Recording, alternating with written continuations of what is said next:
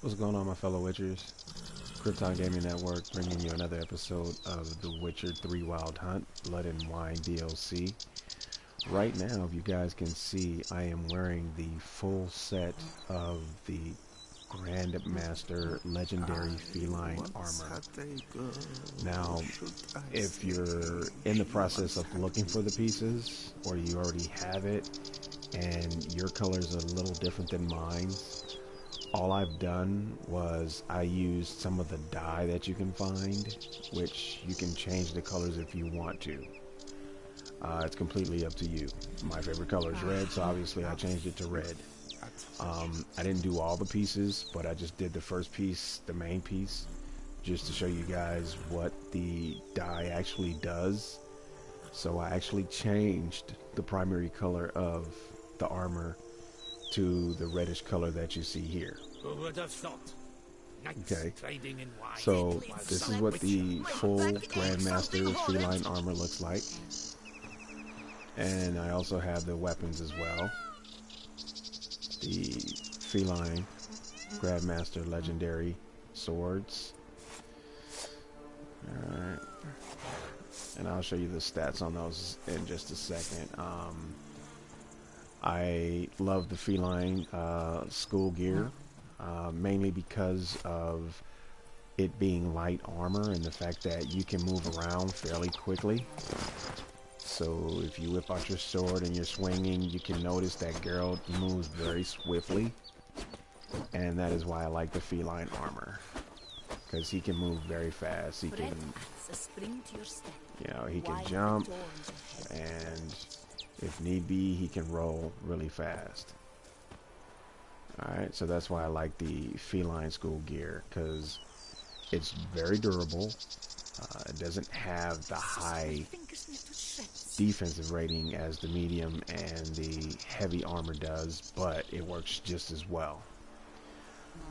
Alright, and also too, you can dye the gauntlets, you can dye the trousers, and you can dye the boots if you have enough dye for all the pieces. Okay. I don't know if you can dye the hilts for the weapons, but I do know that you can dye all of the different set pieces.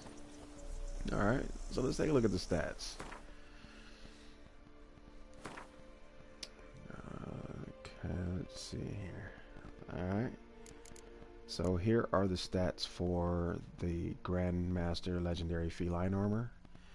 You notice that the armor rating is low. Like I said, that's only because it's light armor, but everybody has their preference, and my preference is I like to be able to move pretty quickly. I like to dodge, especially if anyone has fought the vampires in this game, especially the higher vampires.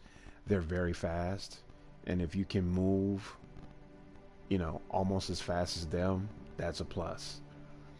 Alright, so, and let me just point this out, that if you look where it shows the Qun sign intensity, those runes were already inside the armor when I created it. I did not add those. You guys should see that as well if you make this armor or any of the Grandmaster armors. I don't know if it does it on the other Grandmaster armors, but I know when I created this one, it was incorporated into the armor already, so I did not add that. Alright, so I think that's the benefit there.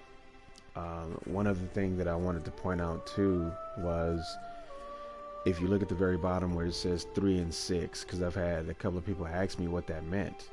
Well, what the 3 and 6 means is if you have 3 of the 6 pieces, that first category is what those 3 pieces get you. If you have all 6 pieces, which is the bottom part of that, that is what you get for having all 6 pieces. Now that incorporates the 3 pieces as well as the full 6 pieces. Okay, now the 6 pieces also including the 2 swords as well. Alright, so that's the stats for that. And obviously each of the pieces have their own stats, as you guys can see. Even though the body armor is only 390, you do get an overall armor stat score for all the pieces together. Alright. Okay, and then moving over to the weapons, you have your steel sword, which has its high damage ability, which is far more than any other sword you're going to get in the game. You have your silver sword, sorry. And obviously the rune stones are incorporated on your own. Those are not already there. It's only the armor, the body armor piece that already has the stones incorporated. So every other piece, the gauntlets, the trousers, the boots, the swords, you have to incorporate the rune stones in those. Alright. Whichever rune stones you choose to use, you know, that's your choice. However, for me, having the light armor, since I don't have the high damage resistance that the medium and the heavy armor has, I have to make sure that my weapons can do as much damage as possible. So with a lot of the enemies, they have high armor ratings, so you have to get through their armor in order to do damage to them. So my first two rune stones are 30 plus armor piercing, so that's a total of 60 right there alone.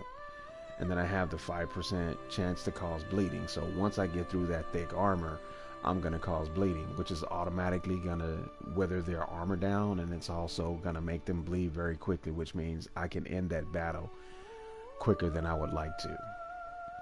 And that's what I use for the silver sword.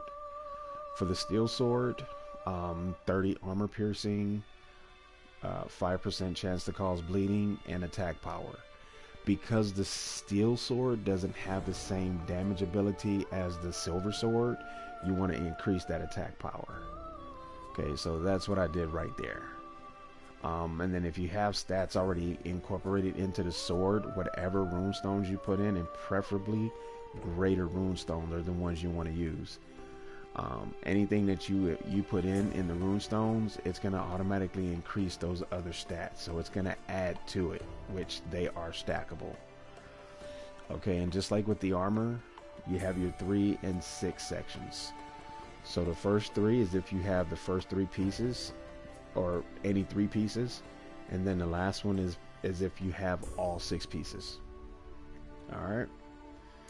And then also too, if you get an opportunity, make the newer version of the Feline crossbow, because it also has a high damage rating as well. So if you look at the attack power for the Feline crossbow, you can see that it has plus 225 attack power damage. So make sure the bolts that you're using, make sure that they have silver damage ability.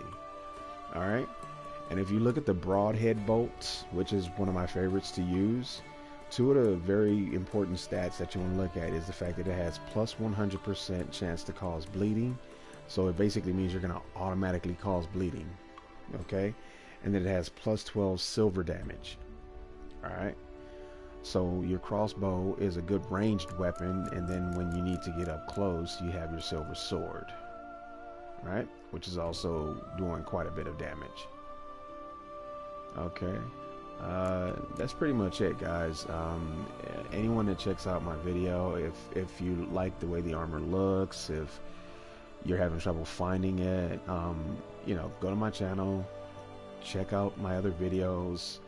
I got videos up showing where the locations of all the different Witcher school sets are. And you know, anybody needs help with trying to figure out what materials you need to put those pieces together, let me know, send me a message, and I'll create a video for that. I may do it just anyway, just because, but I would really rather get feedback from anyone checking it out. So, you know, if you find this information helpful, you know, I'd appreciate if you left me a like. I'd, you know, appreciate a subscription even more. But for anyone that checks out the video, thanks for checking it out, and hopefully that information was helpful to you guys. Okay, you guys take care. Have a good one.